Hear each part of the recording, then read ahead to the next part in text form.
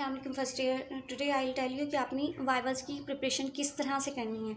आप में बहुत से बच्चे परेशान होते हैं क्योंकि इसका सिलेबस जो है एनाटमी का वो बहुत ज़्यादा है। एनाटमी का फ़िलहाल यहाँ पे मैं बता रही हूँ, बाकी सब्जेक्ट का मैं बाद में बताऊँगी। तो परेशान होने की बिल्कुल ज़रूरत नहीं है, ठीक है।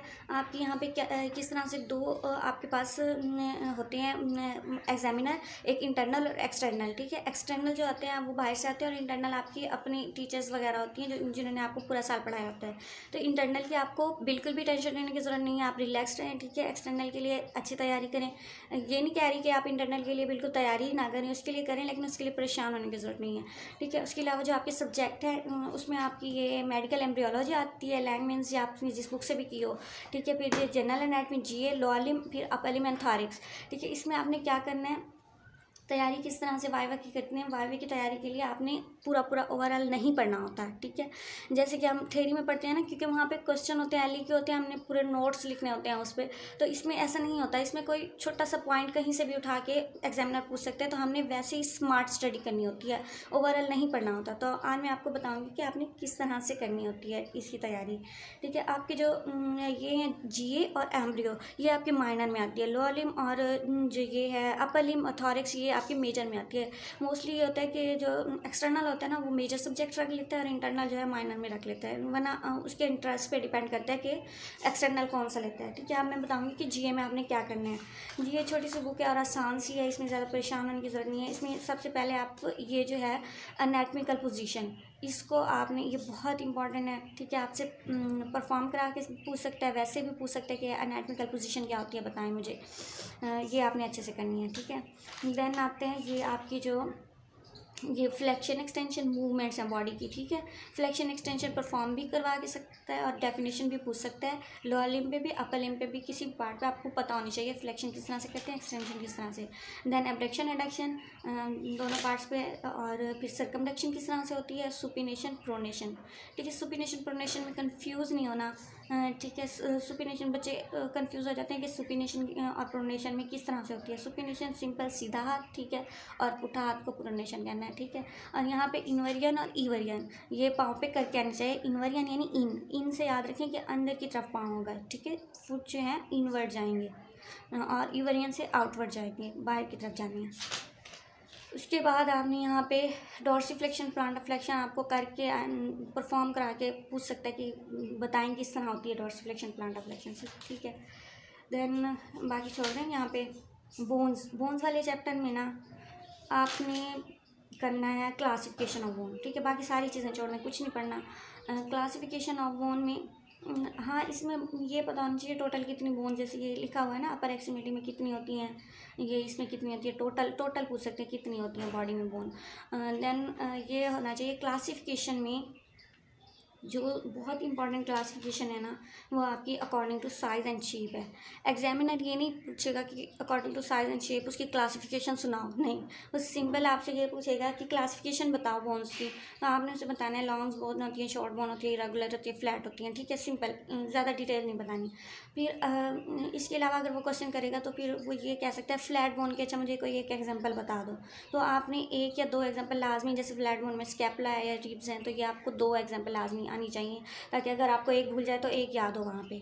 और या फिर यूँ पूछ सकता है कि जो हिप बोन है वो कौन सी बोन है हमारी, किस टाइप की बोन है, तो आपको ये पता हो इरेगुलर बोन है, ठीक है। क्लासिफिकेशन में इतना करना है, पूरा नहीं पढ़ना। आप जैसे मैंने भी मार्क किया हुआ है, लेकिन थोड़ा हाईलाइट किया हुआ है कि इसकी एग्जाम्पल ये है, थिन और कार्ड होती हैं फ्लैट बोन, ठीक है। शॉर्ट बोन जो है वो रिस्ट और टार्सल बोन होती है, इस तरह से यहाँ पे ये भी दिखाई गई है। उसके अलावा आपसे पूछ सकते हैं कि longest bone of the body या strongest bone of the body कौन सी है, ये पूछ सकते हैं, ठीक है। फीमर होती है, आपको पता होगा।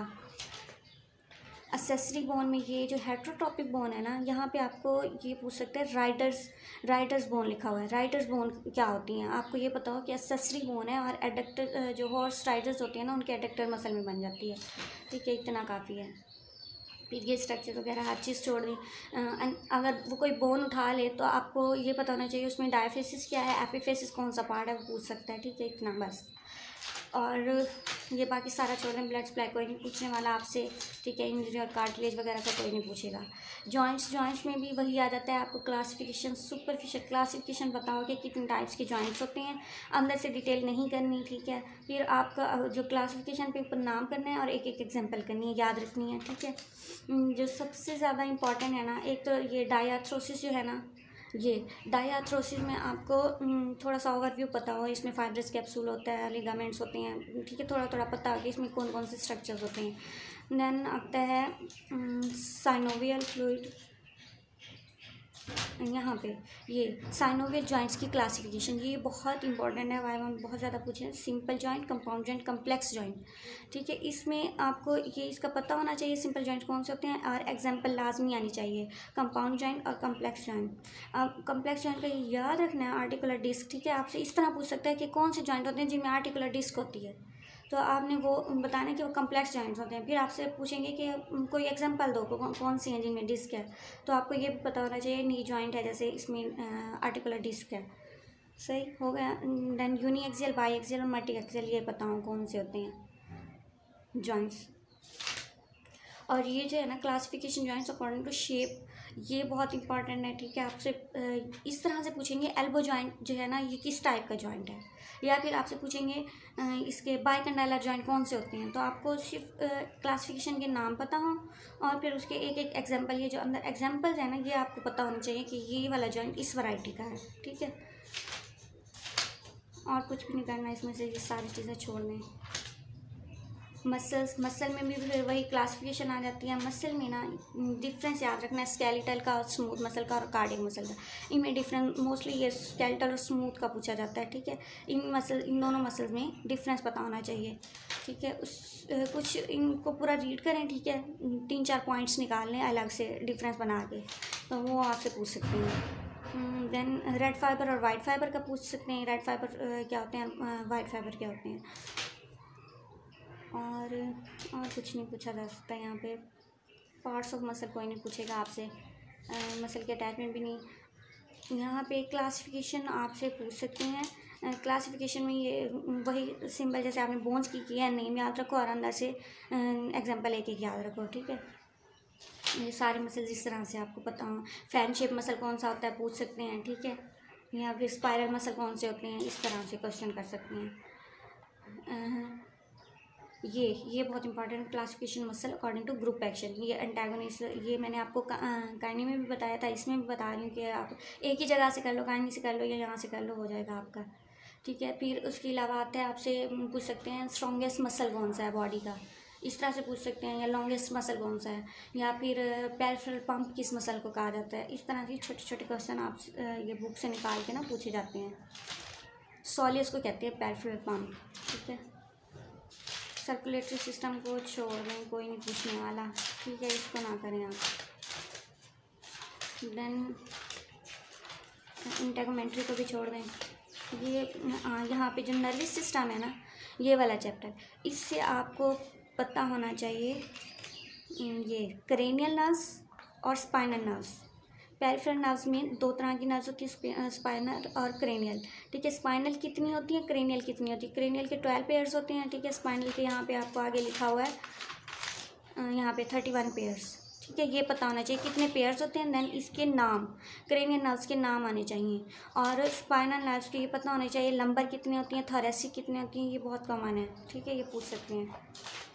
यहाँ पे हमारी जीए जो है वो ख़त्म हो गई है, ठीक है। यहाँ बस इतने ही क्वेश्चन थे, आपको होप सो कि आप इजीली कर लोगे। नेक्स्ट है एम्ब्रियो। एम्ब्रियो में बिल्कुल परेशानी होना, बुक से ऐसा लगता है थोड़ी सी इसकी लैंग्वेज है टफ। ये जो लैंगमैन किया है ना, पता नहीं आप लोगों ने किस बुक से किया है, लेकिन लैंगमैन से आपका इजीली वाइवा पास हो जाता है, पेपर भी पास हो जाता है। तो आपने इसमें ये है क्लाइनफिल्टर सिंड्रोम, पेज 17 पे है, क्लाइनफिल्टर सिंड्रोम एंड टर्नर सिंड्रोम, ये क्लिनिकल एनाटमी इसकी देख लीजिएगा, ठीक है। देन ओजेनेसिस डेफिनेशन, जस्ट सपर्मेटोजेनेसिस, इसकी डेफिनेशन, ठीक है। ये आपको पता होना चाहिए, पूछ सकते हैं कि सपर्मेटोजेनेसिस क्या है, तो आपको 2-3 पॉइंट आने चाहिए, आपको पूरा कंप्लीट नहीं पढ़ना है इसको। स्पर्मियोजेनेसिस, ठीक है, ये आपको ऊपर ऊपर से पता हो क्या होते हैं। इसको छोड़ दो, ओव्यूलेशन कॉर्पस ल्यूटम कुछ कोई नहीं। ये फर्टिलाइजेशन, ये बहुत इंपॉर्टेंट है, आप इसको रीड करो पूरा टॉपिक, ठीक है, उसमें से कुछ पॉइंट्स निकाल लो। आपसे वो पूछ सकते हैं फर्टिलाइजेशन है क्या, या इसका प्रोसीजर, या कुछ क्या क्या हो रहा होता है फर्टिलाइजेशन में, कैपेसिटेशन क्या है, या इस तरह से। तो आप पूरा इसको रीड करो टॉपिक को, इतना बड़ा नहीं है, छोटा सा है। देन आता है जो इसमें और ये एक चैप्टर की जो ऊपर हेडिंग भी होती है ना, ये आपने याद रखनी है कि सेकंड वीक में क्या चीज़ हो रही थी, सिर्फ ये नाम आपने याद रखना है। सेकंड वीक में बाइलेमिनर जॉन्डिस बन रही थी। और उसके अलावा ओवरव्यू के लिए ये जो एंड पे समरी होती है ना, ये चैप्टर जितने भी आपने चैप्टर पढ़े ना उनकी समरी पढ़ लेना, ताकि आपको पूरे चैप्टर का ओवरव्यू हो जाए, कोई चीज़ आपकी मिस ना हो, ठीक है। ये क्योंकि यहाँ पे ये देखें कैपेसिटेशन, एक्रोसोम रिएक्शन, ये सारी आ रही हैं चीज़ें, तो आपको अगर इसमें से कुछ ऐसी चीज़ पूछ लेता है तो वो आपको आती होगी। पूरा चैप्टर करने की ज़रूरत नहीं है इसकी बिल्कुल भी। अब यहाँ पे एक है एबनॉर्मल इम्प्लांटेशन। यहाँ पे एबनॉर्मल इम्प्लांटेशन में वो एक टॉपिक प्रेगनेंसी का पूछता है, ठीक है। एक टॉपिक प्रेगनेंसी, ये नाम याद रखनी है कि किस किस जगह पे एक टॉपिक प्रेगनेंसी हो सकती है, ठीक है। ये स्ट्रक्चर याद रखने हैं कि कहाँ कहाँ पे एक टॉपिक प्रेगनेंसी होगी। देन आ जाता है प्लेसेंटा कहाँ, इसको सारा छोड़ के नहीं करना आपने, कुछ भी नहीं करना। Neural tube defect, neural tube defect में इसका ये स्पाइना बिफिडा बहुत कॉमन है, पता होना चाहिए। न्यूरल ट्यूब डिफेक्ट की वजह से स्पाइना बिफिडा हो रहा होता है। देन